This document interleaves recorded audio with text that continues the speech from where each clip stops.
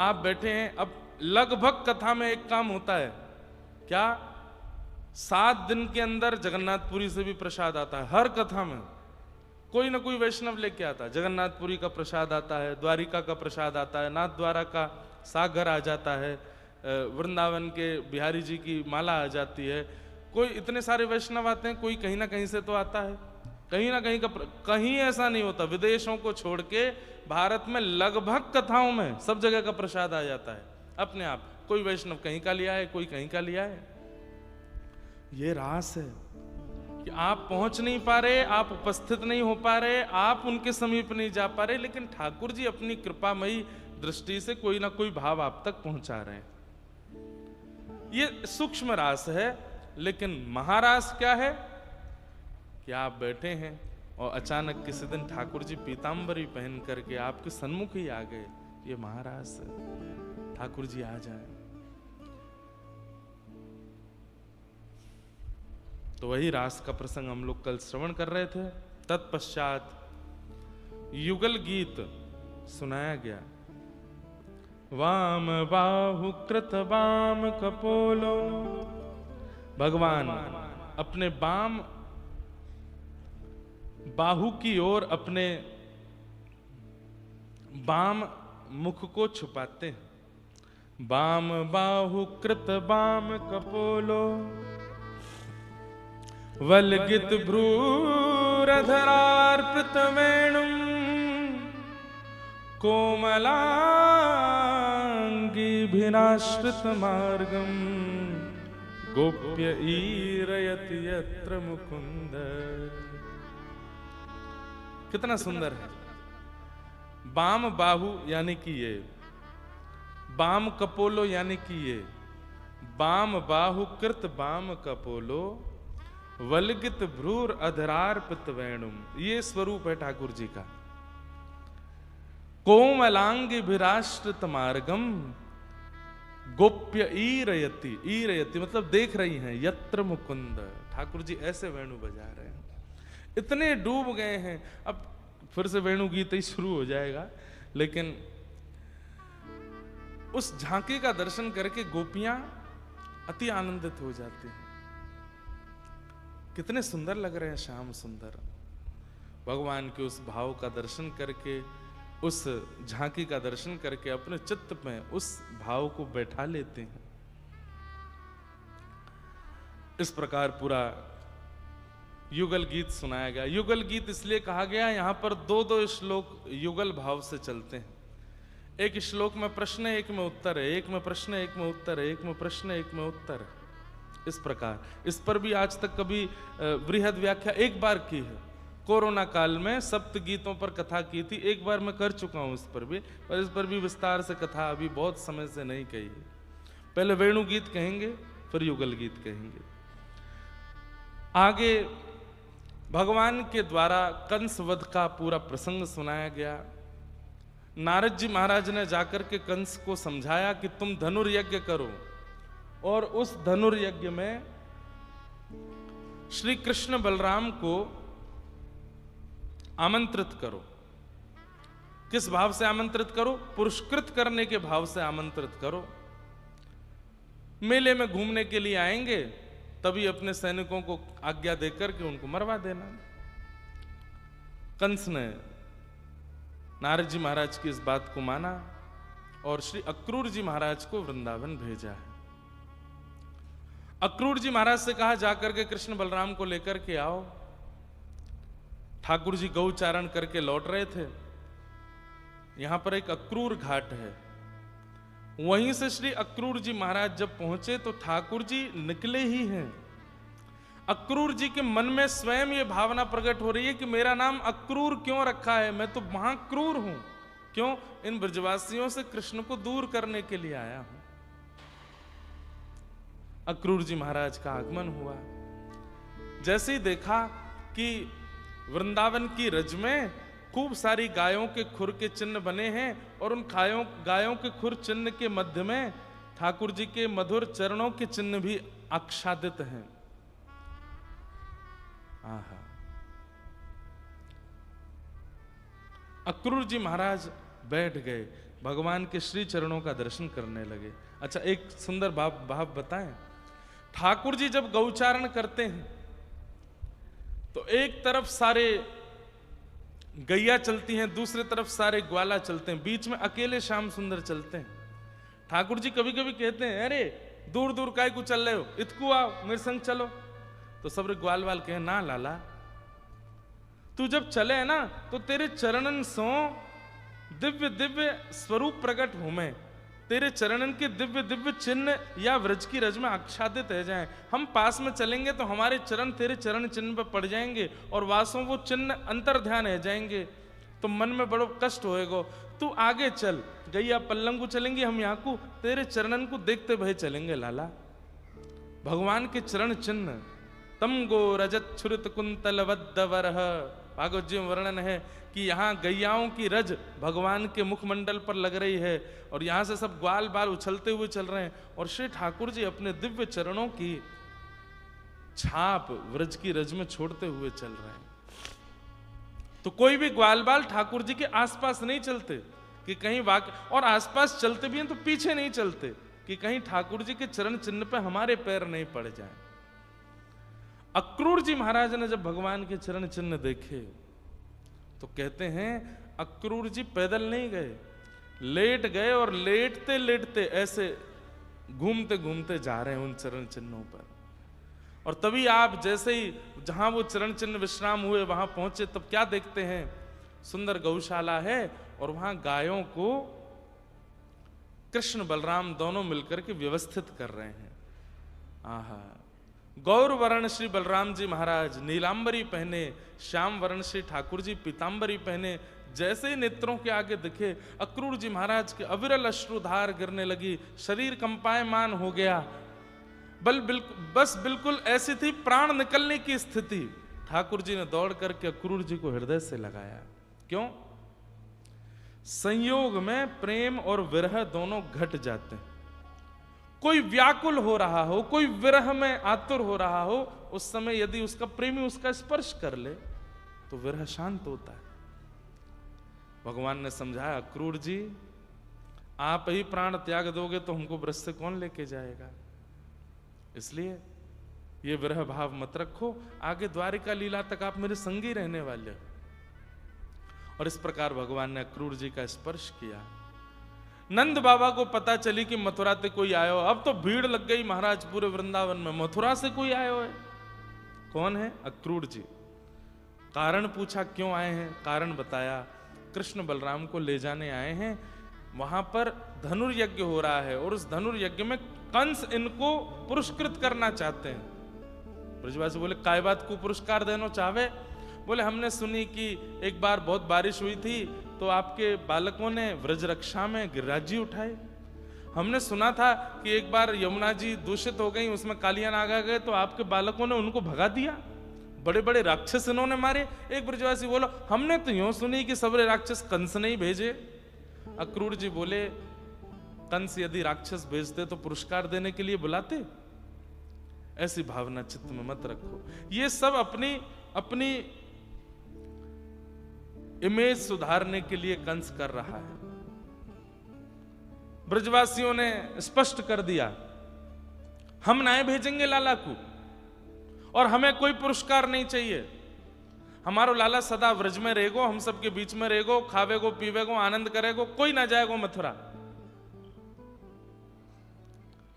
अक्रूर जी महाराज थोड़ा समझाने लगे, अरे महाराज कंस के हाथों पुरस्कार प्राप्त होगा, आपके बालकों का मान होगा, दसों दिशाओं में इनकी यश कीर्ति फैलेगी। ब्रजवासी बोले, हमें ना फैलानी अपने लाला की कीर्ति, हम तक ही बहुत है। ठाकुर जी का मन भारी हो रहा है, ये ब्रजवासी कितना प्रेम करते हैं मुझसे, लेकिन जानो तो पड़ेगो, आगे की लीला तो करनी पड़ेगी। एक प्रसंग आता है कि नारद जी महाराज ठाकुर जी के पास आए और ठाकुर जी से आकर के बोले, जय जय, अब बहुत खा लियो माखन, खूब रचा लियो रास, खूब चरा ली गैया, अब ये जिस काम के लिए आप पृथ्वी पर आए वो पूर्ण कीजिए, पुनः वापस वैकुंठ चलिए। ठाकुर जी बोले, कहा करना है अभी? बोले, कंस को मारना है, जरासंध का उद्धार करना है, रण छोड़ करके द्वारिका की स्थापना, 16,108 विवाह, महाभारत का युद्ध, गीता का ज्ञान, आदि आदि आदि सब बताए। तो कहते हैं ठाकुर जी भावुक होके नारद जी से बोले, मैं तो भूल ही गयो, मैं तो इन ब्रजवासीन के प्रेम में भूल ही गयो कि मैं परमात्मा हूं, कि मुझको ये सब भी करना है। नारद एक कामना है सके? बोले कहा,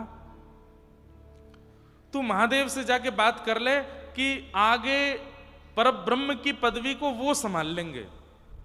तू ब्रह्मा से जाके बात कर ले कि परमात्मा की गद्दी को ब्रह्मा संभाल ले, मैं त्याग पत्र दे रहा हूं, मुझ को नहीं अब परमात्मा के रूप में रहना, मैं या ब्रज में ही रहूंगा, इन ब्रजवासीन के बीच में ही रहूंगा, आगे की लीला जैसे होनी है तू सब संभाल ले। नारद जी आप तो सब कर सकते हो, मुझ को या ब्रज से आगे नहीं जानो है, इन ब्रजवासीन के प्रेम से मैं इतना आनंदित है गया हूं, अब मेरे यहां से कहीं जावे को मन नहीं है। नारद जी बोले, पूरे विश्व को मोह विमुक्त करने वाला परमात्मा स्वयं मोह में आ गया, इन ब्रजवासियों का मोह आपको हो रहा है। अरे परमात्मा कोई पदवी नहीं है कि आप हटे तो कोई और बैठ गया। परमात्मा परमात्मा होता है, आपका कोई जन्म करता नहीं है, आपका कोई प्राकट्य करता नहीं है, आपसे पूरा विश्व चलता है। नाथ कैसी बात कर रहे हैं कि कोई और परमात्मा बन जाए? ठाकुर जी बोले, कैसे जाऊं? ये मधुमंगल, श्रीदामा, तन सुखा, मन सुखा, ये मुझे इंद्र आदि देवताओं से भी ज्यादा प्रिय हैं। नारद मैं कैसे जाऊं इनसे दूर? नारद जी बोले, मुझे कुछ नहीं पता नाथ, आप कुछ भी करिए, अब ब्रज से तो आपको बाहर जाना पड़ेगा। तो वही बात याद करके अब जब सब ब्रजवासी मना कर रहे हैं, हमें पुरस्कार नहीं दिलवाना, हमें अपने लाला को यश कीर्ति नहीं दिलवानी, सो ठाकुर जी हृदय पर पत्थर रख के थोड़ा बनावटी मुंह बना करके बोलते हैं, क्यों ना दिलवानो? तुम्हारे बालकन को यदि पुरस्कार मिलवे वारो होतो तो लपक के ले जाते मथुरा, लेकिन नंद जी के लाला को पुरस्कार नहीं मिलना चाहिए, नंद जी के लाला को कोई यश कीर्ति नहीं मिलनी चाहिए। अरे नंद को लाला तो सदा चोर बन के रहना चाहिए। तुम सब ब्रजवासी चाहो ही ना हो कि मुंह को यश मिले, कीर्ति मिले, सम्मान मिले। ये बात सुनकर के ब्रजवासी स्तब्ध हो गए। ना है लाला, हमारी ऐसी भावना ना है, हम वाह भाव सो नहीं कह रहे हैं। लाला तू जाने ना है कंस कितनो क्रूर है। ठाकुर जी बोले, अरे कितनो भी क्रूर हो, पुरस्कार देवे के काजे बुला रहे हो। लपक के 2 मिनट में सबन ने मनाए कर दी कि ना भेजेंगे हम अपने लाला को, हमें ना दिलवानो यश कीर्ति वैभव। क्यों? या 4 दीवारी में ही मुंह को भीतर रखोगे, यहीं बूढ़ो कर लोगे? अरे सबके बालक घूमे जामे, सबके बालक आगे जामे, हम क्यों ना जा सकें? हम भी जाएंगे। ये बात मन से नहीं बोल रहे हैं ठाकुर जी, लेकिन कुछ तो क्रिया बनेगी व्रत से निकलने की। नंद यशोदा सब ब्रजवासी चुपचाप ठाड़े ठाकुर जी को देख रहे हैं। दाऊ दादा भी लाला के स्वर में स्वर मिला रहे हैं, हाँ हमको जानो है। ऐसा ये व्रज, आज कोई भी ब्रजवासी सोए नहीं है रात्रि भर। ना है लाला, हम तो बस ऐसे ही कह रहे, अरे मैं परसों आ जाऊंगा, जान दो मोकू। सब ब्रजवासियों को लगा कि हमारा प्रेम कन्हैया को ऐसा लग रहा है कि हम चाहते नहीं है कि उसको कुछ श्रेष्ठ प्राप्त हो, इसलिए मौन रहो भैया, कुछ मत बोलो। लेकिन मौन भी नहीं रह पा रहे हैं, बार बार ठाकुर जी के सामने जा रहे हैं। बोले, लाला तू सच में मथुरा जाएगा? बोले हाँ। अरे 6 किलोमीटर दूर है मथुरा यहां से, मैं जाऊंगा, पुरस्कार लूंगा, परसों आ जाऊंगा, इतनी कहां बड़ी बात है गई? ब्रजवासी बोले, लाला बड़ी बात तेरे काजे ना है, पर हम सब तो कमल हैं और हमारे काजे तू ही सूर्य है। लाला जब तक सूर्य ना आवे कमल कैसे खिलेगो? हम लोग तो को देखे बिना रह ना सकें। तो लाला एक काम करें। बोले कहा, हम सब ब्रजवासी चलेंगे तेरे संग, मथुरा में तो को पुरस्कार दिलाए कि हम सब तो को ले आएंगे अपने संग। हाँ भाई सबरे राजी हो? सब ब्रिजवासी बोले हाँ ये बढ़िया है। सब अपनी बैलगाड़ी में सब सामान रखो, सारे ब्रिजवासी चलेंगे लाला के संग। ठाकुर जी फिर घबराए, बोले ये सब गए तो फिर काम नहीं बनेगा, ये मुझे ले ही आएंगे वापस। और ठाकुर जी चाहते भी हैं आना वापस, लेकिन मैं एक बात कथा में कहा करता हूं, सबकी परिस्थिति सबने सुनी है, पर कभी विचार करके देखा करो कि ठाकुर जी की परिस्थिति कैसी है। ठाकुर जी की परिस्थिति कैसी है? तुरंत ठाकुर जी खड़े हो गए, नहीं अब मैं बड़ो है गऊ, दाऊ दादा बड़े है गए, कोई नहीं जाएगो, हम अकेले जामेंगे। ब्रजवासी बोले यहां में कौन सी बड़ी बात है लाला? अरे मथुरा बड़ो शहर है, वहां सब लोग घरन में रह में, कोई गोबर वोबर के घरन में ना रहे। मतलब ऐसी बात करनी कि जिससे ब्रजवासियों को थोड़ा बुरा लगे और वो मुझे अकेला जाने दें, जानबूझ के कर रहे हैं। बड़ो शहर है मथुरा, हम सब लोग ग्वारिया हैं, गोबर के चिने भय घरन में रह में, वहां जामेंगे, जाए करके गामन की सी स्थिति प्रकट करेंगे, मथुरा के लोग हंसेंगे हम पर। लाला आज हम तो को गांव बारे लग रहे हैं, हम सबन के घर तो को गोबर के चिने भय लग रहे हैं, और हम सब तो को सीधे सीधे बोलना कि हम सब बेसहूरे हैं। ठाकुर जी बोले मैंने यो ना कही कि तुम सबरे बेसहूरे हो, लेकिन मथुरा के लोग उपहास करेंगे, हंसी करेंगे, और हंसी करेंगे तो फिर सबरे रोगे। या हमारे एक बार मैं और दाऊ दादा अकेले जाएंगे, अगली बार कभी होगा तो सब संग में चलेंगे, कोई नहीं जाएगा, और यदि सब जावे की जिद करेंगे तो मैं नहीं जाऊंगा। ब्रजवासी सब कह रहे हैं पता ना कहा बात है कि ऐसा कहा है कि लाला को जावे की जिद है, अकेले ही जावे की जिद है, हमारे संग नहीं जाएगा। और ये सब बातें कह करके ठाकुर जी एकांत में जाकर रो लेते हैं। यशोदा मैया मौन हो गई। लाला के वस्त्र, लाला की पाग, लाला के आभूषण, लाला के सब सामग्री एक थैला में धर रही है, एक मटकी में सुंदर मक्खन धर रही है, और दाऊ दादा को बता रही है सुबह स्नान के बाद ये पोशाक पहनाई दियो, ऐसे सिर पे पाग धारण करा दियो, ज्यादा सुंदर मत बनाइयो, मथुरा की गोपीजन कैसे देखेंगे याकू।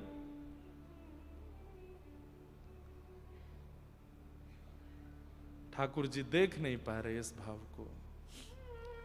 नंद भवन की अटारी पर खड़े होकर के पूरे वृंदावन को देख रहे हैं, मानो अपने नेत्रों में बसा रहे हैं, अपने रोम रोम में बसा रहे हैं, और प्रणाम कर रहे हैं वृंदावन को। हे साक्षात श्री जी के स्थूल रूप वृंदावन, अब मुझे आगे जाना पड़ेगा, अनेक लीलाओं के लिए मुझे आगे निकलना पड़ेगा। आप कृपा करना श्रीधाम, मैं पुनः वापस आ सकूं। एक एक लीला का स्मरण कर रहे हैं, वहां कैसी भाव लीला हुई, वहां कैसी रास लीला हुई, वहां गोपी के घर में कैसी चोरी भई, यहाँ ग्वालन के संग कैसो खेलतो, यहाँ नंदरानी यशोदा मेरे पीछे भागो करती, यहाँ कैसी लीला भई। सब पूरे वृंदावन का दर्शन करके ठाकुर जी सजल नेत्रों से वृंदावन को प्रणाम कर रहे हैं। यशोदा मैया ने आवाज लगाई, लाला चल रात्रि है गई, सो जा, सुबह जल्दी निकलना है। ठाकुर जी यशोदा मैया के पास ही सोते हैं रात को, मैया की हाथ की तकिया लगा करके श्याम सुंदर पौड़े हैं, और जोर से आलिंगन करके मैया की छाती पर अपनो मुख गाड़ करके लंबी श्वास ले रहे हैं, और लंबी श्वास लेके मैया के तन की सुगंधी को अपने भीतर ले रहे हैं, और बस सोच रहे मैया अब नहीं आऊंगा मैं, मैया तू मेरे भीतर बस जा। बोल नहीं रहे हैं, यशोदा मैया के एक एक अंग को स्पर्श कर रहे हैं ठाकुर जी, कोमल हाथों का स्पर्श करते हैं, जाते मैया रोज गाल पकड़े, रोज केश सवारे, रोज ठाकुर जी को स्नान करावे, मैया के मुखमंडल को स्पर्श करें, नेत्र को स्पर्श, नाक को स्पर्श, सारे स्पर्श कर रहे हैं ठाकुर जी। 11 वर्ष 56 दिन के हो गए ठाकुर जी, और रात्रि में मैया से कह रहे हैं, मैया मुझको भूख लगी है। अच्छा लाला, तेने तो कलू कियो ब्यारू करी। मैया फिर भूख लग रही है। मैया बोली रुक जा कछु लाऊं। नहीं मैया कछु ना, तू पढ़ जा, मुझको दूध पिलाए दे अपनो। मैया बोली है इतना बड़ा है को अब दूध पीवे को।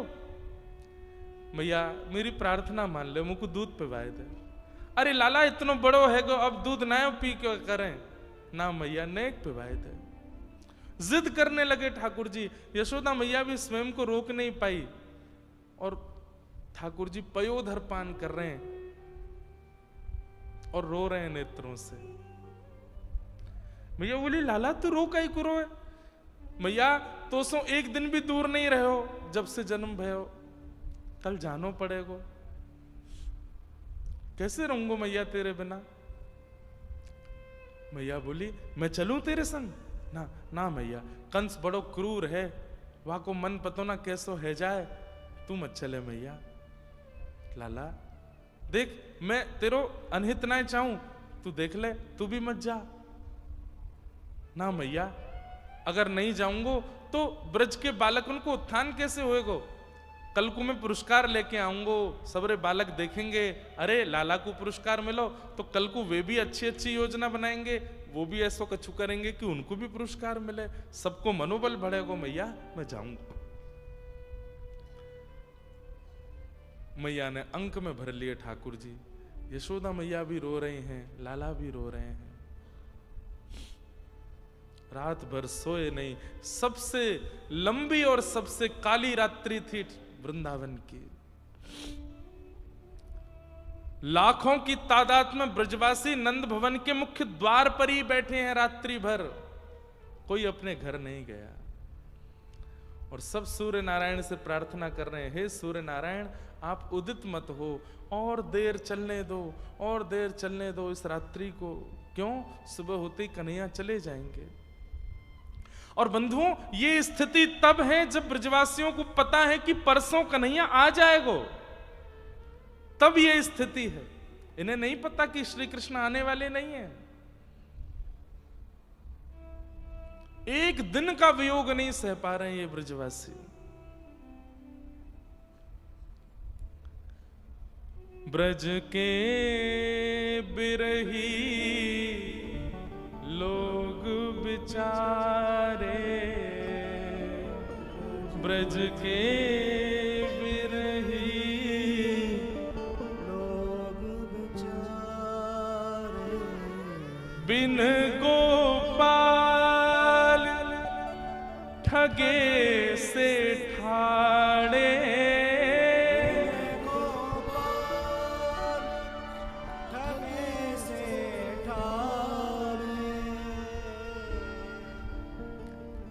ठगे से ठाड़े।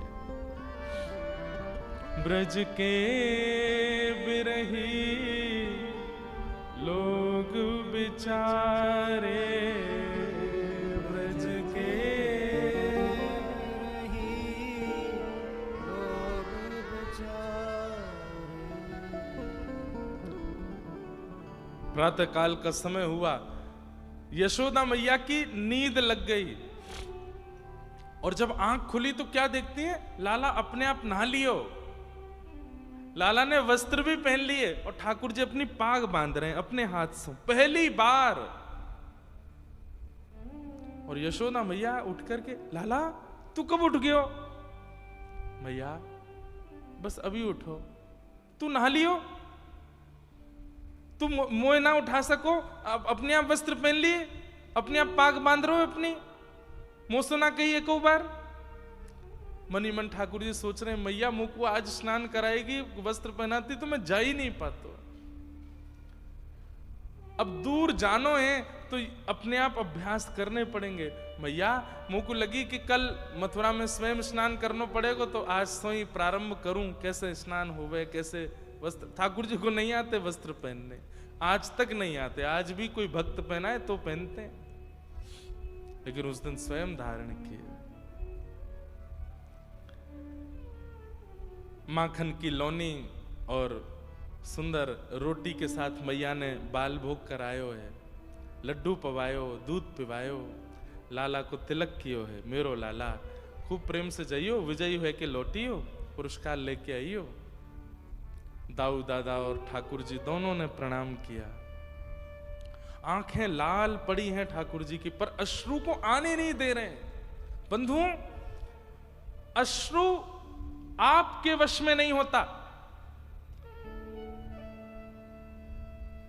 श्वास और अश्रु, ये दो गतिविधि हम लोगों की ऐसी है जिसको हम चाह करके रोक नहीं सकते।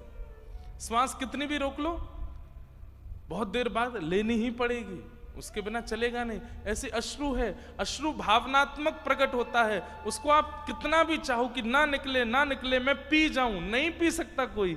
लेकिन अगर कोई पी रहा है, समझो वो कितना विरह में है। ठाकुर जी अश्रु नहीं प्रकट होने दे रहे हैं। आंखें लाल पड़ी हैं, नीची नजर करके चल रहे हैं, किसी को देख नहीं रहे, क्योंकि किसी का रूप देख लूंगा तो कहीं मैं टूट ना जाऊं। नंद भवन से बाहर निकले लाखों ब्रजवासी और बिल्कुल शांति, ऐसा लग ही नहीं रहा कि सामने कोई खड़ा है। क्यों? सब अपलक नेत्रों से कृष्ण को देख रहे हैं। और धीमे से आवाज आती है, लाला मत जाना, लाला तू मत जावे, लाला तू जैसे कहेगो हम वैसे रहेंगे, लाला तू मत जावे। अरे हम ब्रजवासी के प्रेम से बड़ो पुरस्कार है लाला। ठाकुर जी सुनते सुनते धीमे धीमे निकलते जा रहे हैं, किसी का प्रत्युत्तर नहीं दे रहे। ब्रज की इस अवस्था को देख करके, इस स्थिति को देख करके अक्रूर जी महाराज ने मन में विचार किया, ये क्या हो रहा है? इन ब्रजवासियों की स्थिति देख करके लगता नहीं है कि ये कृष्ण को केवल बालक मानते हैं। अरे इनके प्राण बसते हैं श्री कृष्ण में, और मैं ऐसे कृष्ण को लेके जा रहा हूं और मुझे पता है कि कृष्ण वापस आने वाले नहीं है। क्यों? क्योंकि जब अक्रूर जी वृंदावन आ रहे थे तो देवकी मैया मिली हैं अक्रूर जी से, और अक्रूर जी से कहती हैं, मेरे लाला को लेने जा रहे हो? बोले हाँ। याद रहे 11 वर्ष 56 दिन वियोग सहा है मैंने, अब नहीं जाने दूंगी लाला को, तो व्यवस्थित करके आना ब्रजमंडल को। और सुनो, यशोदा को बता के आना कि कृष्ण मेरा पुत्र है। इसलिए नहीं कि मुझ में कोई प्रतिस्पर्धा है या मेरे अंदर कोई ईर्ष्या भाव है, केवल इसलिए कि वो मां है, प्रतीक्षा करेगी अपने पुत्र की, और प्रतीक्षा में कहीं पागल ना हो जाए, इसलिए उसको वास्तविकता बता के आना कि कृष्ण देवकी नंदन है। अक्रूर जी महाराज ने स्थिति देखी, तुरंत नंद भवन के भीतर यशोदा मैया द्वार पर खड़ी थी। मैया से बोले, मैया 2 मिनट भीतर आओ, मुझे आपसे चर्चा करनी है। भीतर ले जाकर के चरणों में बैठ करके अक्रूर जी महाराज कहते हैं, मैया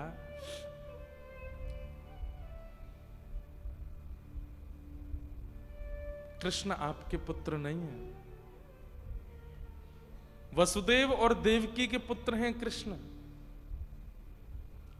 11 वर्ष 56 दिन पहले आपने खबर सुनी होगी कि कंस के कारागृह में अष्टभुजी देवी प्रकट हुई थी। वो अष्टभुजी जो लाली थी वो आपकी कन्या थी। वसुदेव जी महाराज ने लाला की रक्षा के लिए रात्रि में वहां से ला करके गोकुल में आपके बगल में पौड़ा दिया और आपकी लाली को ले जाकर के कंस को दिया, जो कि अष्टभुजी देवी के रूप में प्रकट हुई थी। कृष्ण देवकी नंदन है, कृष्ण वसुदेव नंदन है। तो मां, मैं केवल इसलिए आया हूं, आप प्रतीक्षा मत करना। कृष्ण संभवतः वापस नहीं आएंगे, वो अपनी मां के पास रहेंगे।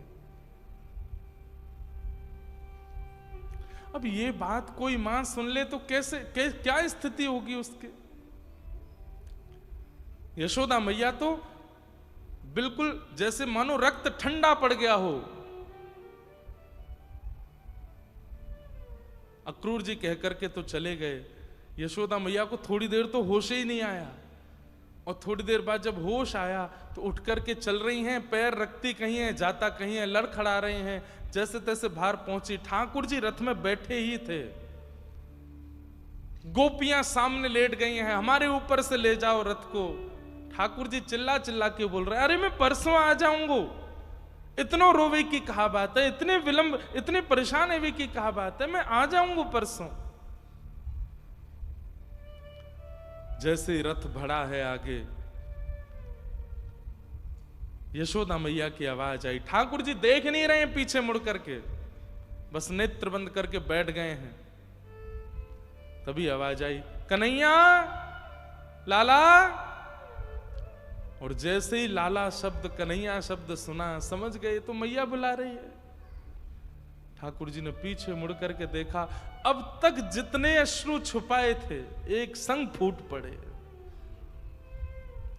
और चलते हुए रथ से श्री कृष्ण कूद पड़े, दौड़ करके गए और मैया के गोद में जाकर के ऐसे लद गए और लद करके दोनों हाथ पैरों से मैया को आलिंगन कर लिया।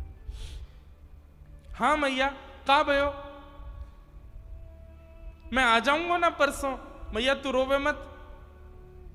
यशोदा मैया हंस भी रही है, रो भी रही है। कन्हैया, परसों आएगो? बोले हाँ। मेरे सिर पे हाथ रख के सौगंध खा के परसों आवेगो? ठाकुर जी कुछ नहीं बोले। आऊंगो ना मैया? बोले कहना तेरी सौगंध मैया, आ जाऊंगो। बचपन ते तो तेने इतनी बार सौगंध खाई, आज खा ले। ठाकुर जी कुछ नहीं बोले। यशोदा मैया पुनः हृदय से लगाती है, बोले तो कुछ संकुचित ना करना चाहूं लाला, लेकिन आज मुझको पता चली कि तू मेरो लाला नहीं है, तू तो देवकी को लाला है।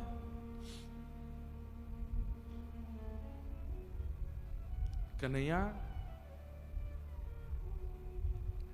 तू जा मथुरा। अरे वह मैया ने जाने तो कुछ जन्म दियो, वो तेरी प्रतीक्षा कर रही होगी। लेकिन बस मेरी एक बात मान के चलो जा, एक वचन मुंह को दे के चलो जा। ज्यादा ना खबर मिले कि यशोदा मैया मरणासन अवस्था में हैं, और मैया कहूं कि धाई मां कहूं, ठाकुर जी मां को पकड़ ले, मां ऐसे मत बोलो। बोले लाला तू मेरो पुत्र नहीं है, अब तो यही शब्द कहना पड़ेगा। नहीं मां, मैं आपको ही लाला हूं, मैं पूरे विश्व की सौगंध खा के कह रहा हूं, मैं आपको ही लाला हूं मां, ऐसा मत के।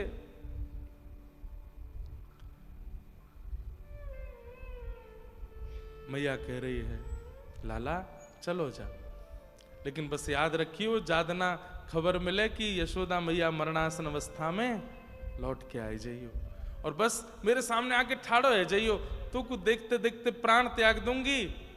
वासों का होएगो पतो है? कहा मैया, अंते यामती सागति, अंत में जाकू देखते भय प्राण त्यागे ना, अगले जन्म में वो मिल जाए। लाला तू या जन्म में तो मेरो पुत्र नहीं बन पाए, तो को देखते भय प्राण त्यागूंगी तो अगले जन्म में तू फिर मेरो लाला बन के आएगो, और जितनी कमी या जन्म में रह गई वो सब पूर्ण करूंगी मैं। खूब प्रेम ते जाइयो, अपनो ध्यान रखियो, ज्यादा ऊधम मत करियो। और बस ऐसा कहते कहते यशोदा मैया मूर्छा अवस्था में पहुंच गए।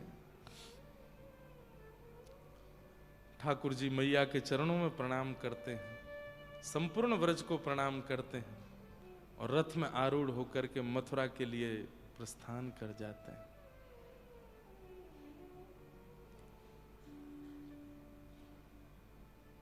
सब ब्रजवासी खड़े खड़े निहार रहे हैं और ठाकुर जी निकल गए। बंधुओं, अब हमारे व्रज साहित्य के अनुसार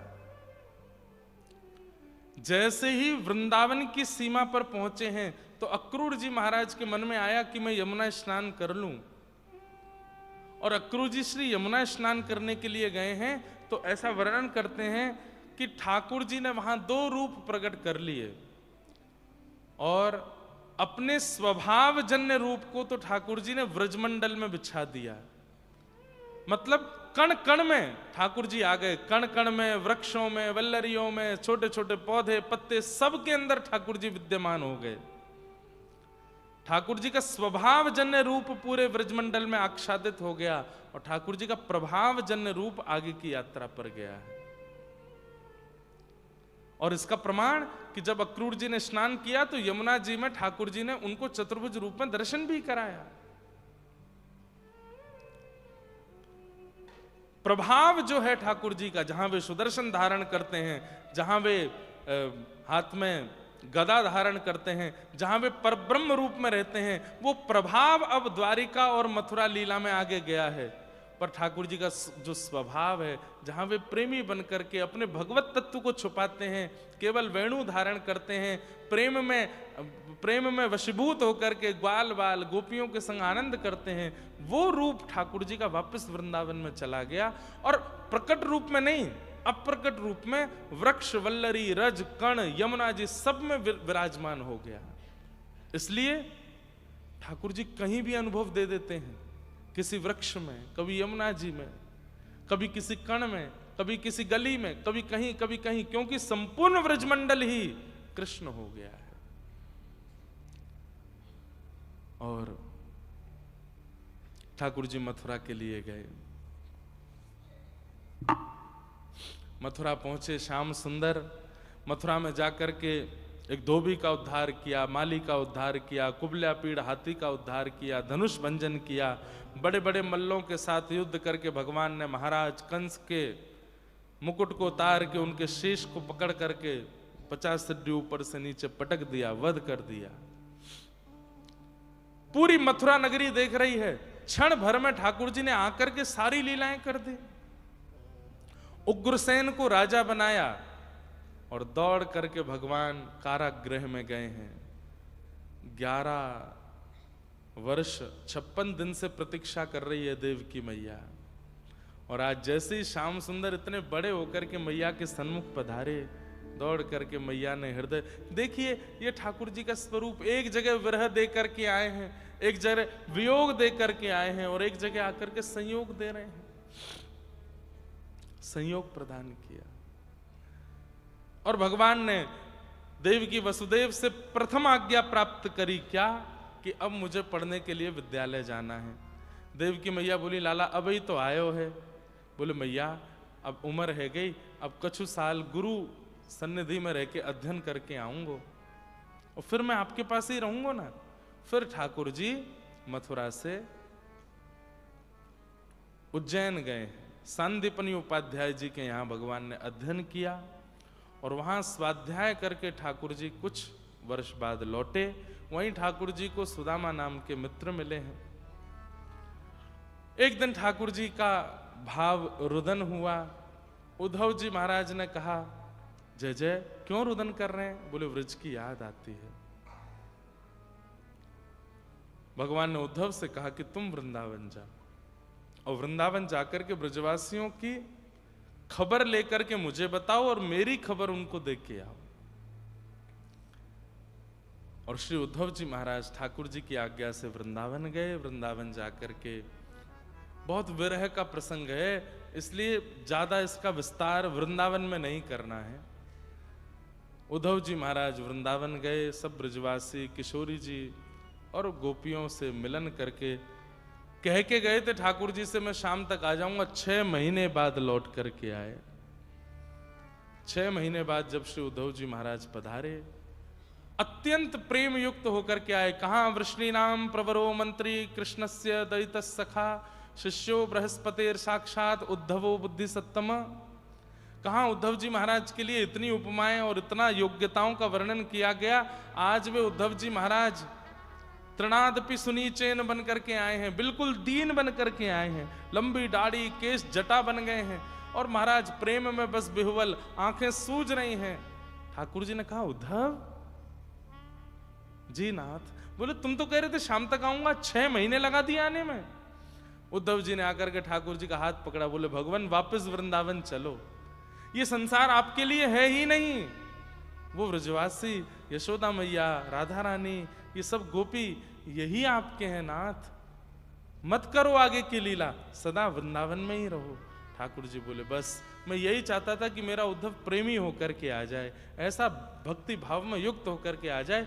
वास्तविकता यह है उद्धव कि मैं व्रज से कभी कहीं जाता ही नहीं। देख, और ठाकुर जी ने व्रज की ओर जब उद्धव को दिखाया, जहां जहां दृष्टि पड़ी सब जगह कृष्ण थाड़े हैं, प्रत्येक गोपी के साथ, प्रत्येक भाव से। ठाकुर जी कहते हैं मेरा एक स्वरूप विरह भी है उद्धव। मैं अति संयोग इसलिए नहीं देता हूं कि अति संयोग में प्रेम घटता है।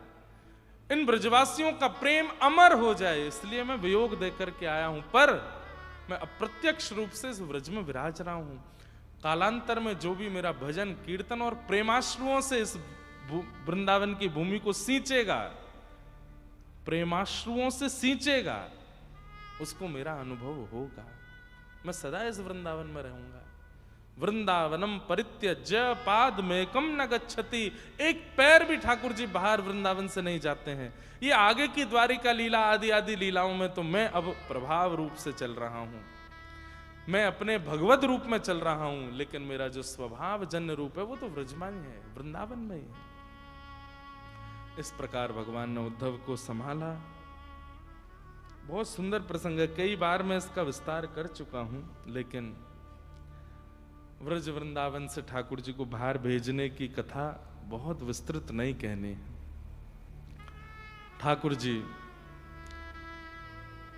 17 बार जरासंध ने चढ़ाई की, भगवान ने 17 बार उसको हरा दिया। 18वीं बार जब ब्राह्मणों को अनुष्ठानिक विधि से बैठा करके जरासंध आया तो भगवान रण छोड़ करके द्वारिका प्रस्थान कर गए। बोलो द्वारिकाधीश की। भगवान ने विश्वकर्मा को आज्ञा करके एक नई नगरी का निर्माण किया जिसका नाम द्वारिका पड़ा। सब ब्रजवासी यदुवंशी वहां विराजमान हो गए। रेवत राजा की पौत्री के साथ में श्री बलराम जी का विवाह हुआ और श्री रेवती रमण श्री बलराम जी हुए। कौंडन्यपुर के राजा भीष्मक, उनकी पुत्री रुक्मणी जी, जिनको नारद जी ने कथा सुना करके ठाकुर जी के प्रेम में आच्छादित कर दिया है, वे रुक्मणी जी भगवान को पत्र लिखती हैं। ठाकुर जी पत्र पढ़ करके कौंडन्यपुर जाते हैं और रुक्मणी जी का हरण करते हैं। तत्पश्चात विधिवत भगवान का रुक्मणी जी के साथ में विवाह होता है। बोलो रुक्मणी रमण भगवान की। प्रश्न उठते हैं, किशोरी जी से विवाह नहीं किया, रुक्मणी जी से क्यों किया? अप्रत्यक्ष रूप से व्रज साहित्य के अनुसार तो ठाकुर जी का विवाह किशोरी जी से हुआ। और दूसरी बात, हमारे नित्य किशोर अजन्मा बिहरत बिहरत एक प्राण दो तन मां, हमारे नित्य किशोर विवाह। अब इस समझने वाली बात है, विवाह उनका होता है जो हमेशा अलग थे, उनको एक किया जाता है। पर जो एक ही हैं उनको एक कैसे किया जाए, जो एक ही हैं? श्री किशोरी जी भिन्न नहीं है, श्री किशोरी जी कोई देवी नहीं है, श्री किशोरी जी कोई अन्य किसी भाव से प्रकट नहीं है, श्री कृष्ण ही किशोरी जी के रूप में है। ठाकुर जी ही किशोरी जी के रूप में आए हैं, उन दोनों में कोई अंतर नहीं है। बस दोनों के प्राण एक हैं, देह अलग अलग है, प्राण एक ही है, उन दोनों में कोई अंतर नहीं। लेकिन फिर भी हमारे व्रज भाव से ठाकुर जी का विवाह किशोरी जी से हुआ, पर भागवत जी के भाव से ठाकुर जी नारायण हैं और नारायण का विवाह लक्ष्मी से होता है और लक्ष्मी के साथ रुक्मणी जी के साथ में ठाकुर जी का विवाह हुआ। भगवान का प्रथम विवाह रुक्मणी जी के साथ में हुआ। ठाकुर जी का द्वितीय विवाह जामवती, जामवंत की बेटी। अब एक प्रसंग आता है, इसको सीमंतक उपाख्यान कहते हैं, बहुत ध्यान से सुनो। हम कथा को विश्राम की ओर लेके चलें, बहुत प्रसंग है, थोड़ा थोड़ा सबका स्पर्श कर लेते हैं। सीमंतक उपाख्यान सुनने वाले को कभी कलंक नहीं लगता, इसलिए ध्यान से सुन लेना। द्वारिका में एक सत्राजित यादव नाम का व्यक्ति रहता है जिसके पास में एक मणि है जो कि 5000 किलो से ज्यादा सोना प्रत्येक दिन देती है, मणि। भगवान को जब ये बात पता चली तो ठाकुर जी ने बड़ी लॉजिकली सोचा कि एक व्यक्ति को इतने सोने की आवश्यकता तो होती नहीं है, ये मणि यदि द्वारिका के कार्यालय में आ जाए तो इस सोने से पूरी द्वारिका का उद्धार हो सकता है। तो भगवान ने यही प्रस्ताव सत्राजित के आगे रखा कि ये मणि हमको दे दो, तुमको जितना चाहिए रोज का हमको बता दो, हम तुमको दे दिया करेंगे। और नियम था कि 5-6 घंटे उस मणि की पूजा करनी पड़ती है, तब वो इतने 1000 किलो सोना देती है। भगवान की बात बिल्कुल ठीक थी। अकेला व्यक्ति इतने सोने का क्या करेगा। लेकिन सत्राजित को यह बात समझ नहीं आई और उसने भगवान के मुख पर स्पष्ट मना कर दिया कि मैं मणि आपको नहीं दूंगा, मेरी मणि है, सूर्य नारायण ने प्रसन्न होकर मुझे दी है, आपको क्यों दूं। ठाकुर जी बोले निवेदन आग्रह एक ही बार करना चाहिए, पीछे नहीं पड़ना चाहिए किसी के, छोड़ो। भगवान एक बार निवेदन करके गए। अगले ही दिन सत्राजित का छोटा भाई था प्रसेन, उसने भैया से कहा मुझे मणि देना, मैं गले में पहन के थोड़ा नगर में घूम के सबको दिखाऊं। तो पूरी द्वारिका में चर्चा होता है समंतक मणि, समंतक, सबको दिखा के आता हूं, देखो हमारी मणि कैसी। हाँ क्यों नहीं, इधर आओ भाई। अपने छोटे भाई को मणि पहना दी, जाओ घूम के आओ, सबको दिखा के आओ। पूरी नगरी में घोड़े पर बैठ करके घूम रहा था, सब देख रहे थे, ओहो यही है समंतक मणि, इतने 1000 किलो सोना देती, आदि आदि सब। नगर में भ्रमण करता करता जब वन में गया तो वन में एक शेर ने उस मणि को देख करके आक्रमण किया और प्रसेन को मार करके मणि अपने पास रख ली।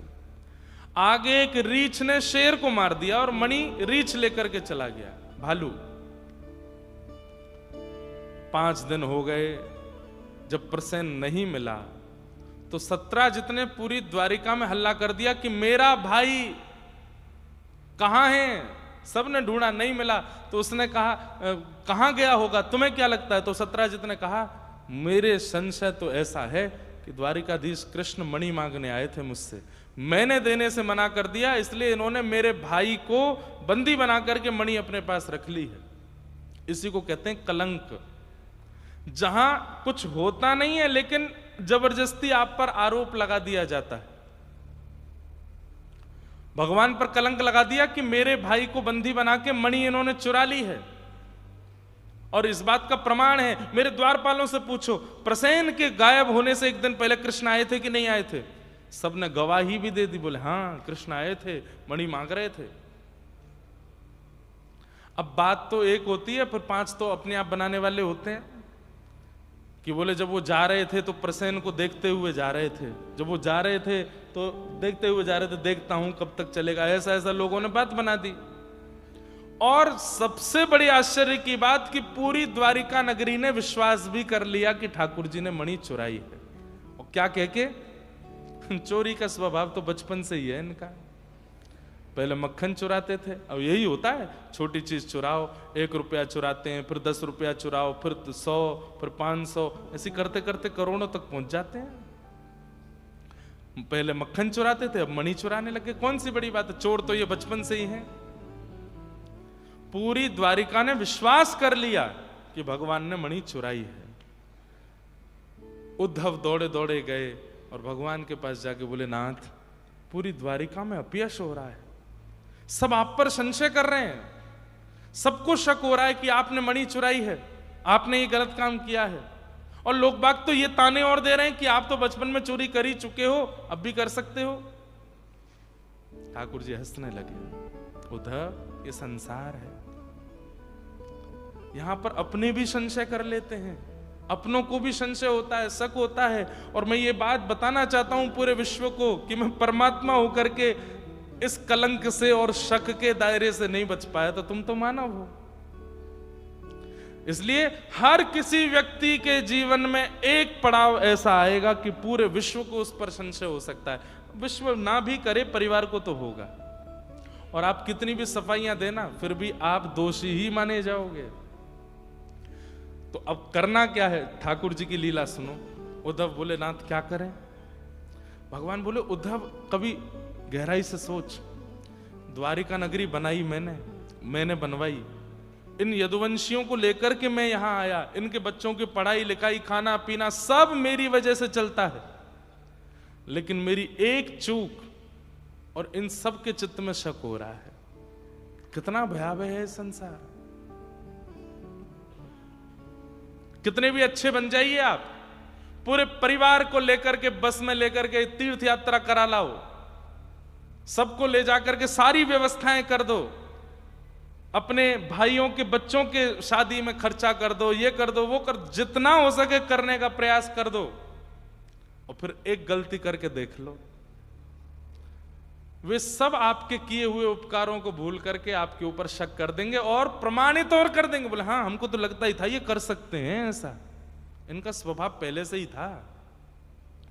जब भगवान पर कलंक लगा दिया गया, ठाकुर जी बोले सत्य व्यक्ति को मौन रहना चाहिए, उसको बोलना नहीं चाहिए, लेकिन हां अंदर ही अंदर प्रक्रिया करनी चाहिए, बिना ढिंडोरा पीटे, बिना हल्ला किए। वो जो उस पर कलंक लगाया गया है उसका निदान निकालना चाहिए, और जिस दिन उस पर पूर्ण प्रमाणित निदान आ जाए सबको बता देना चाहिए। पहले हल्ला नहीं करना चाहिए। क्यों? कलंक लगते ही या आपके ऊपर संशय होते ही आप अगर हड़बड़ाने लगे, चिल्लाने लगे, तो समझ जाना चाहिए कि व्यक्ति की गलती है, इसीलिए मचल रहा है। गलती नहीं है तो मचलेगा ही नहीं, गलती नहीं है तो व्यथित होगा ही नहीं, गलती नहीं है तो बोलेगा ही नहीं। मैं नहीं बोलूंगा, लेकिन आप भीतर ही भीतर ढूंढूंगा सिमंतक मणि कहां है। और ठाकुर जी ने पूरे दिन तो सभा में बैठते थे, सारे सभा के लोग मुंह पे मीठे, पीछे से भगवान की निंदा करते थे। रात्रि में भगवान एक अंतरंग सेना लेकर के निकल पड़ते थे ढूंढने की मणि कहां है। ढूंढते ढूंढते भगवान वन में गए तो प्रसेन मरा हुआ मिल गया। भगवान बोले देखो ये तो यहां मरा पड़ा है, उसके ऊपर शेर के पंजों के निशान। तो बोले निश्चित शेर ने मारा है। मणि है? बोले नहीं, मणि नहीं है, मणि शेर के पास होगी। पैर के पंजों के निशान पीछे पीछे पीछे चलते गए तो आगे शेर भी मरा पड़ा था। बोले मणि है इसके पास? बोले नहीं। इस पर किसने पंजे मारे? बोले ये भालू के पंजे हैं। पीछे पीछे गए तो एक गुफा के अंदर जा रहे थे। भगवान ने सेना को बाहर रोका, बोले मैं जाता हूं, 18 दिन तक नहीं आऊं तो वापस चले जाना। भीतर भगवान ने प्रवेश किया, करते करते भीतर जब बिल्कुल गहराई में चले गए तब देखा कि वो मणि चमक रही है। भगवान बोले मिल गई आप? पूरी द्वारिका में निंदा करवा दी हमारी। जैसे ही भगवान ने मणि उठाई, एक विशाल भालू ने भगवान पर आक्रमण किया। 18 दिन तक भगवान ने उसके साथ में मल्ल युद्ध किया। उठा उठा के पटकते हैं भगवान उसको, फिर खड़ा हो जाता है, फिर युद्ध करता है। कभी उठा करके उसको पत्थर पर मार देते हैं, फिर उठ जाता है, फिर मारता है। ठाकुर जी भी सोच में पड़ गए, बड़ा बलवान है भाई, 18 दिन हो गए, थक ही नहीं रहा। जब भगवान ने अपना पूर्ण बल लगा करके उसकी 2-4 हड्डियां तोड़ दी, चरणों में गिर गया। नाथ, इतना ही बलवान तो मेरे राघव जी हो सकते हैं, आप कौन हो? ठाकुर जी बोले हम माधव हैं। तुम कौन हो? बोले मैं जामवंत हूं। जब त्रेता में आप राम बन करके आए थे तो आपकी सेना का सेनापति था। नाथ, मैं वही जामवंत हूं। भगवान ने हृदय से लगाया, अरे जामवंत जी चिरंजीवी हैं, सतयुग में भी थे, त्रेता में भी थे, द्वापर में भी थे, कलयुग में भी हैं। भगवान ने हृदय से लगाया। बोले नाथ कैसे आगमन हुआ? बोले बताइए। मणि, इसके कारण ऐसा प्रपंच हो गया है पूरे द्वारिका में, ये हमको दे दो। तो जामवंत जी बोले जब इतनी दूर आ ही गए हो तो एक वस्तु क्यों, 2-2 मणियां दूंगा। कैसे? एक हाथ में मणि रखी, दूसरे हाथ में अपनी पुत्री जामवती का हाथ रख दिया। बोले लो नाथ, इसको भी स्वीकार करो, दोनों मणियां लेके जाओ। भगवान बोले एक कलंक हटेगा, एक कलंक हटेगा, दूसरा लग जाएगा कि इनको भालू की बेटी ही मिली थी। हाँ, लग तो रहा ही था, बचपन में बंदरों के संग बहुत रहते थे ना ये लोग दूसरा कलंक लगा देंगे। लेकिन जामवंत जी ने बहुत अच्छी बात कही। बोले नाथ, मर्यादा पुरुषोत्तम आप त्रेता में थे, अब आप लीला पुरुषोत्तम हो, थोड़ी लीला करो और मेरी पुत्री को स्वीकार करो। और भगवान ने दूसरा विवाह जामवती के साथ में किया। लौट करके आके भगवान ने सिमंतक मणि पूरी द्वारिका को दिखा दी और जामवंत जी ने आके पूरा दृष्टांत बता दिया कि ऐसे ऐसे प्रसेन को शेर ने मारा और रीछ ने मारा, उससे मणि हम ले गए, ठाकुर जी ढूंढ के हमारे पास आए। अब क्या हुआ? पूरी द्वारिका नगरी अब भले बने। हम तो पहले ही कह रहे थे भगवान ऐसा कर ही नहीं सकते, ये तो बहुत अच्छे हैं, अरे मक्खन चुराया था, मणि थोड़ी चुराएंगे। ठाकुर जी बोलेंगे संसार बहुत बुरा है, बहुत विचित्र है संसार। और एक बात, हमको यहां से बाहर के लोगों की बात नहीं कर रहे हैं, इस संसार में मैं आप भी आते हैं। कल को मैं कहीं बैठा था, मुझसे कोई किसी की निंदा कर रहा था, मैंने कहा भाई मत कर। बोले नहीं नहीं मैंने सुना है ऐसा। मैंने कहा यही बात, ये सुनकर के नहीं, क्योंकि लोग बहुत विचित्र हैं संसार में। बात इतनी होती है, एक श्लोक भी है मुझे याद नहीं, कि आप अपने जीवन में सुई भर जगह छोड़ दो, मूसल लोग घुसा देंगे उसमें, बस जगह मिलनी चाहिए इतनी सी। इतना खतरनाक है संसार। और सब वाहवाही करने लगे, हम तो पहले ही मना कर रहे, द्वारिकाधीश की जय हो, हमारे प्राणनाथ भगवान की जय हो। ठाकुर जी ने उद्धव को देखा, देखो उद्धव, उद्धव बोला यही लोग जो चिल्ला रहे यही कह रहे थे आपके बारे में। भगवान बोले मुझे पता है। और अब क्या करने लगे, मणि भगवान ने वापस सत्राजित यादव के पास भिजवा दी, जिसकी थी। लोग बाग उसी को गाली देने लगे, तेने हमारे भगवान के ऊपर लांछन लगाया, हमारे भगवान का अपमान किया, सत्राजित का घर से निकलना दुश्वार कर दिया। सत्राजित ने सोचा क्या करूं, कैसे करूं, मेरा तो बड़ा बुरा हाल कर दिया है, लोग बाग मेरे घर पर पत्थर मारते हैं। तो सत्राजित ने अपनी बेटी को देखा, उसका नाम था सत्यभामा। सत्यभामा की सगाई ऑलरेडी हो चुकी थी सतधनवा के साथ में, लेकिन सगाई तोड़ करके भगवान के पास गया और जाकर के बोला, नाथ क्या हम इस मित्रता को, भगवान बोले मित्रता कब थी हमारी, क्या हम इस मित्रता को संबंध में परिवर्तित कर सकते हैं। भगवान बोले तुम्हारी पुत्री तो बचपन से हमसे ब्याह करना चाहती है। सत्यभामा पहले भी कहती थी सत्यधनवा को, सत्राजित को, कि मेरा विवाह कृष्ण से करा दो। तो ये ताने देते थे, कुल का पता नहीं, पिता का पता नहीं, पता नहीं किसका बेटा है, कोई कहता देवकी का बेटा है, यशोदा ब्रज वाले कहते हैं कि यशोदा जी का बेटा है, और कुछ इसका अता पता है नहीं, राजाओं के डर के मारे समुद्र के बीच में आके रहता है। तो सत्यभामा कहती थी रहते तो आप भी हो इसी द्वारिका में, लेकिन उन पर ही सारे लांछन को। तो तब भगवान से पैज में आकर के इसने जबरदस्ती सगाई की थी सतधनवा के साथ में, और आज खुद ही संबंध लेकर के गया, केवल अपनी इज्जत साफ करने के लिए। जैसे ही पहुंचे भगवान से जाकर के कहा कि मेरी बेटी से ब्याह कर लो। ठाकुर जी बोले ठीक है, और भगवान ने तीसरा विवाह सत्यभामा के साथ में किया। अब सत्यभामा के ब्याह की ढोल नगाड़े किसने सुने, सत्यभामा के पूर्व मंगेतर ने। और वो ब्याह इसलिए कर रहा था क्योंकि दहेज में मणि मिलेगी। जैसे ही उसको पता चला है सगाई तो मुझसे हुई थी, ब्याह कृष्ण से कर दिया, ये तो बहुत बुरा हुआ। अब वहां सत्राजित अपनी पुत्री का ब्याह करके अंतिम में जब विदाई हो रही थी तो एक कपड़े में बांध के मणि लेकर के आया, तो भगवान से कहा दहेज स्वीकार करें। ठाकुर जी बोले दूर रखो इसको मुझसे, चाहिए ही नहीं मुझको, ये एक मणि आपने दे दी, इसका हम ध्यान रखेंगे, इसको ले जाओ यहां से, नहीं चाहिए।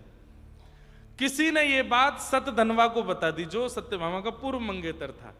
कथा सुनना ध्यान से, बड़ी आनंदमयी कथा है कि ब्याह तो हो गया लेकिन मणि नहीं लिए कृष्ण ने, मणि अभी भी तुम्हारे पूर्व ससुर जी के पास है। तो बोले क्या करूं, बोले कि तुम्हारे साथ बुरा तो किया है, तुम्हारा सगाई करके तुम्हारा ब्याह नहीं होने दिया सत्यभामा के साथ, तो तुम इसका न्याय बदला लो। बोले कैसे बदला लूं, बोले ससुर जी को, पूर्व ससुर जी को मार करके मणि चुरा लो।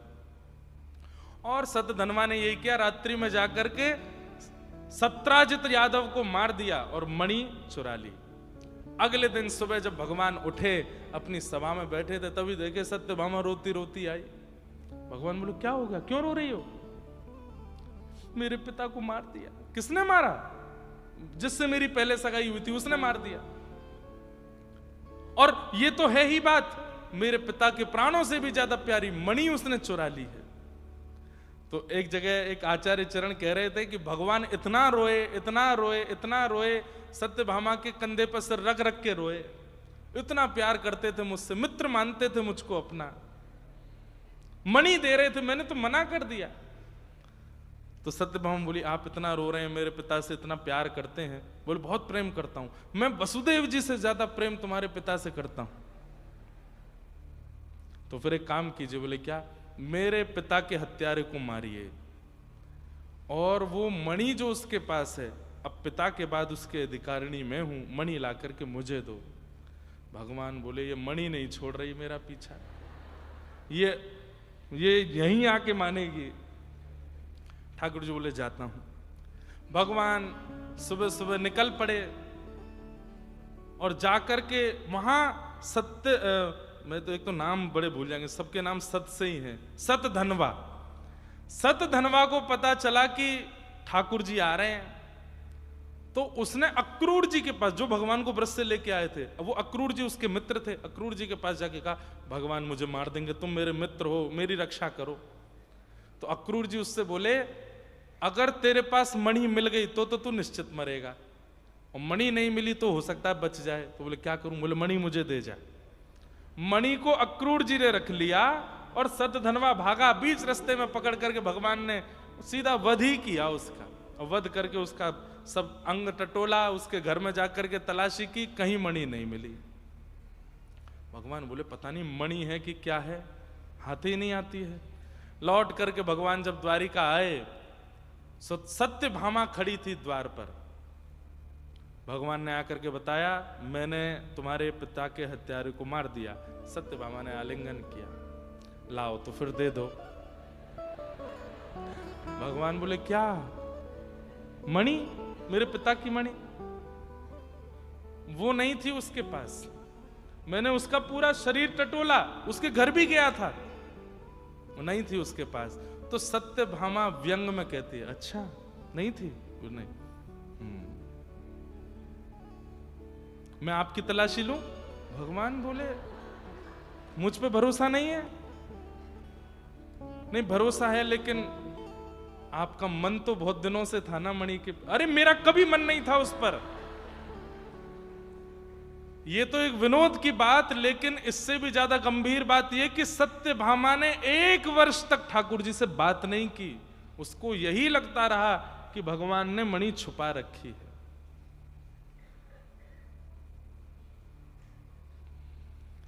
ठाकुर जी उद्धव जी से कहते हैं उद्धव भगवान का प्रेमी सखा सार सब कुछ है उद्धव।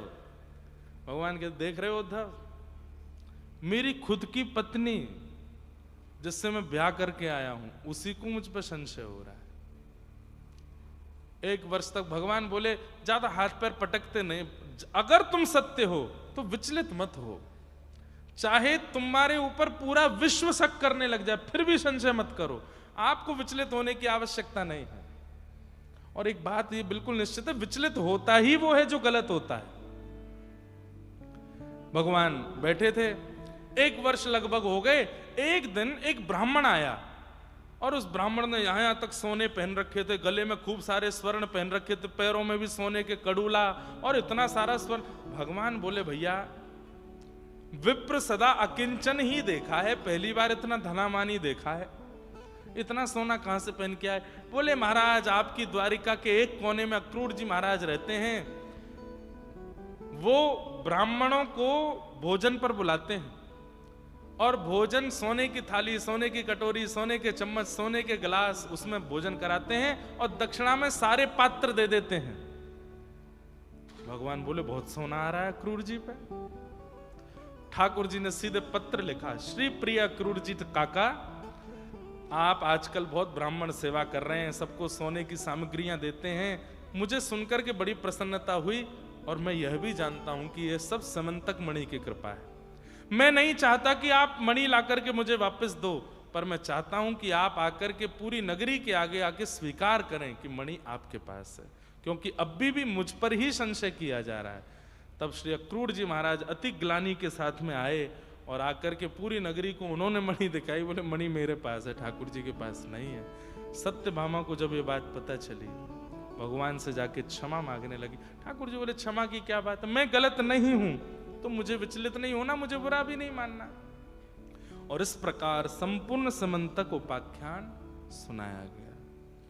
हमारे आपके लिए बड़ी उपयोगी बात है ये पूरी कथा।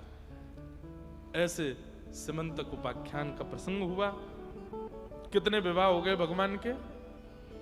रुक्मणी जी के साथ, जाम्बती के साथ, सत्यभामा के साथ, और 4था विवाह भगवान का हुआ कालिंदी यमुना जी के साथ। श्री यमुना महारानी की जय। यमुना जी के साथ में विवाह हुआ। हे मारा घट मां विराजता श्रीनाथ जी, यमुना जी महाप्रभु जी, मारा घट मां विराज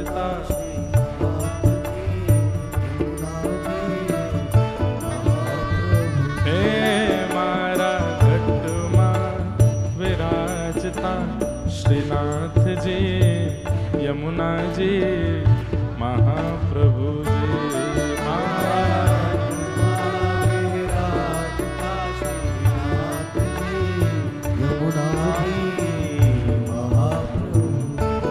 हे श्रीनाथ जी बोलो, श्री यमुना जी बोलो, श्रीनाथ बोलो बोलो, श्रीनाथ जी बोलो, श्री यमुना जी बोलो, श्रीनाथ जी बोलो, श्री यमुना जी बोलो, हे श्रीनाथ जी बोलो, श्री यमुना जी बोलो,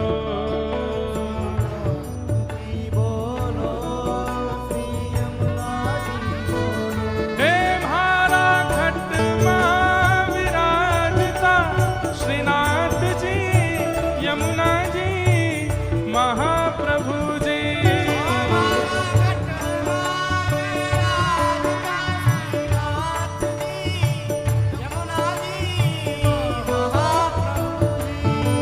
मारो मनड़ो है गोकुल वृंदावन, मारो मनड़ो है गोकुल वृंदावन, हे मारो मनड़ो है गोकुल वृंदावन,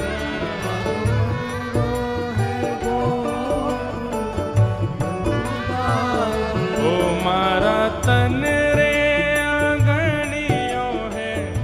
तुलसी रावण, मारा तन रे आंगणियो है तुलसी, ओ मारा प्राण जीवन, मारा घट मां विराजता श्रीनाथ जी यमुना जी महाप्रभु जी, मारा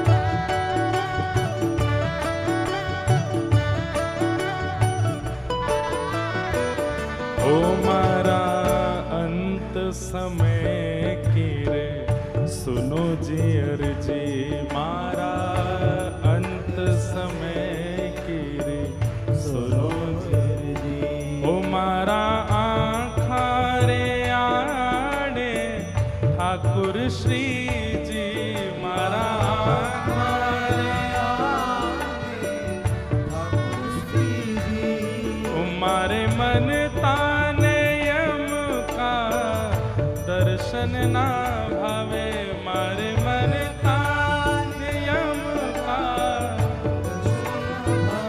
ओ मारो नाथ आवे, मारा घट मां विराजता श्रीनाथ जी यमुना जी महाप्रभु जी।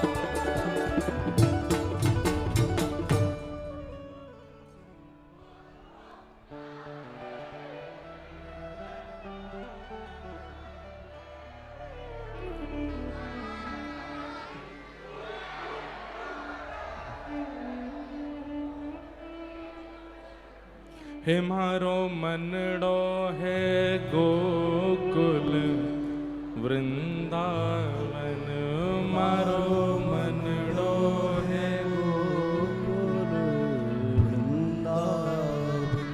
हे मारे तन रो अंगुनिया है तुलसी रावन, मारो तन रो अंगुनिया है तुलसी रावन। हे मारा प्राण जीवन मारा घट मां विराजता श्रीनाथ जी, यमुना जी महाप्रभु जी। मारा घट मां विराजता श्रीनाथ जी, यमुना जी महाप्रभु जी। श्याम सुंदर श्री यमुने महारानी की जय। सब लोग बैठ जाओ, आज हम छुट्टी नहीं देंगे शाम 6 बजे तक।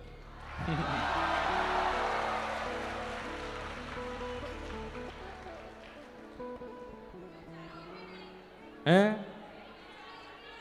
चाहिए नहीं?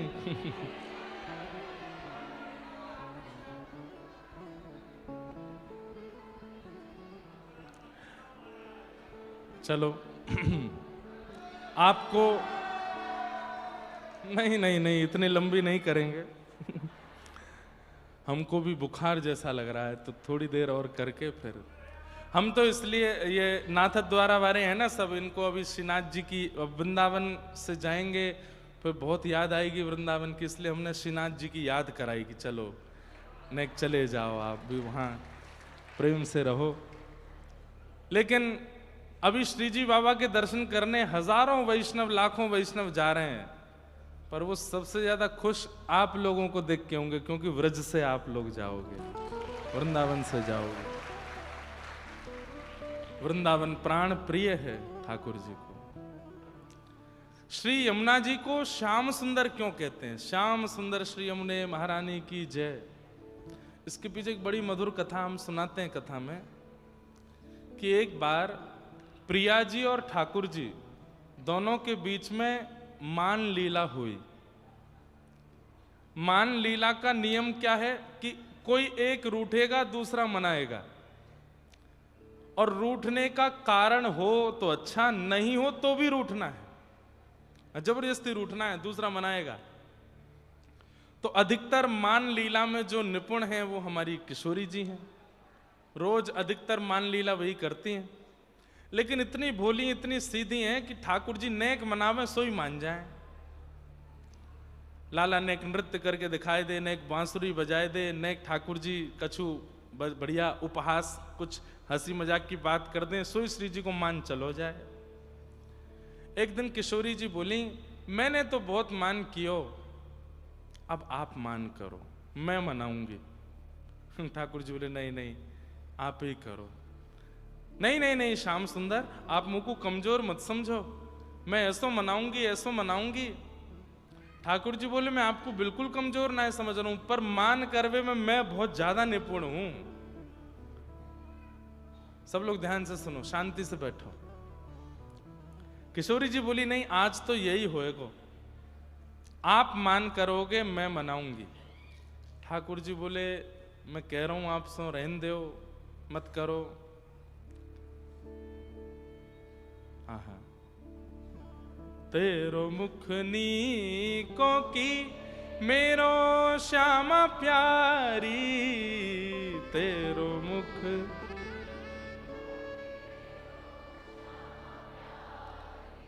दर्पण हाथ लिए नंद नंदन दर्पण,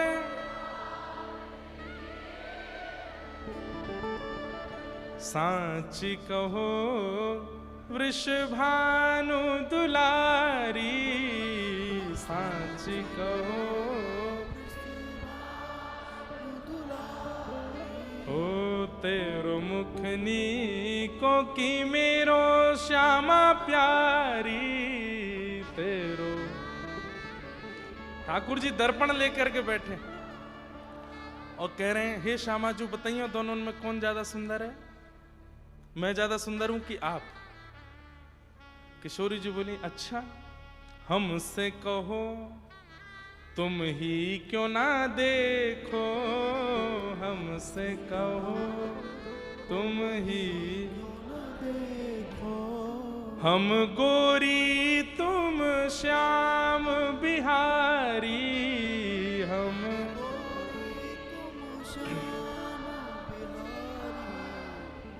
मेरो मुख जैसे चंद उजियारो, मेरो मुख तुमरो मुख जैसे रैन अंधियारी, तुमरो मुख। अरे ये पूछने वाली बात है कि दोनों में सुंदर कौन? हम गोरी हैं, तुम सांवरे हो, और मेरा मुख तो ऐसा हो जैसे चंद्रमा पूर्णिमा को, और तुम्हारो ऐसा जैसे अमावस्या की रात्रि।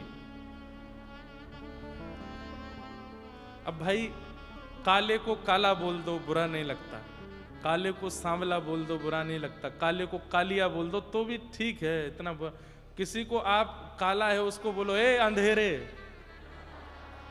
सुनियो जरा कितना बुरा लगेगा उसको, अंधेरा बोल रहे हो। ठाकुर जी मान कर लिए, और किशोरी जी कह ही रही थी कि आप मान करो मैं मनाऊं, लेकिन इस पद में तो भाव है कि ठाकुर जी अगले ही क्षण रीझ गए। किशोरी जी बोली अच्छा मान करके बैठे हो? बोले हाँ। देखो किशोरी जी गाती हैं, तुमरो नयन में मोटो मोटो कजरा, तुमरो नयन में मोटो मोटो कजरा, हमरे नयन में तुम बनवारी, हमरे नयन में तुम बनवारी। हे श्याम सुंदर आप तो नेत्रन में काजल लगाए के आयो, पर लगा के आयो, मेरे नेत्रन में काजल है? ठाकुर जी बोले हाँ है। तो बोले स्पर्श करके देखियो। ठाकुर जी ने स्पर्श कियो। बोले हाथ में क्यों नहीं आ रहा? बोले क्योंकि मेरे नेत्रन को काजर तो आप ही हो। ठाकुर जी हंस गए, अच्छा, और फिर रूठ गए, आपने अब मुंह को काजल बोलो। अरे श्री जी बोली नहीं नहीं नहीं, मैं कचू ऐसे थोड़ी कह रही हूं, तुम तो नख पे गिरिवर धारो, तुम तो नख पे गिरिवर धारो, हम उर्धार रहे गिरधारी, हम उर्धार रहे। और ये बात ऐसी बोल दी कि ठाकुर जी रीझ गए। ठाकुर जी से किशोरी जी कह रही हैं आप तो नख पे गिरिराज जी धारण करते हैं, पर गिरिराज जी सहित गिरिराज जी उठावे वारो हमने अपने हृदय में धारण कर रखो है। ये बात सुन के ठाकुर जी का मान मान तो सब दूरदार चला गया। लेकिन आज की लीला में क्या हुआ? किशोरी जी बोली आप मान करो। ठाकुर जी बोले नहीं नहीं नहीं नहीं, आप ही करो। नहीं नहीं आज आप करोगे। ठाकुर जी बोले देख लो, अच्छा ना लगे मैं ही मना तो अच्छा लगूं। श्री प्रिया जी आप चरणन में बैठे, आप मना में अच्छा ना है।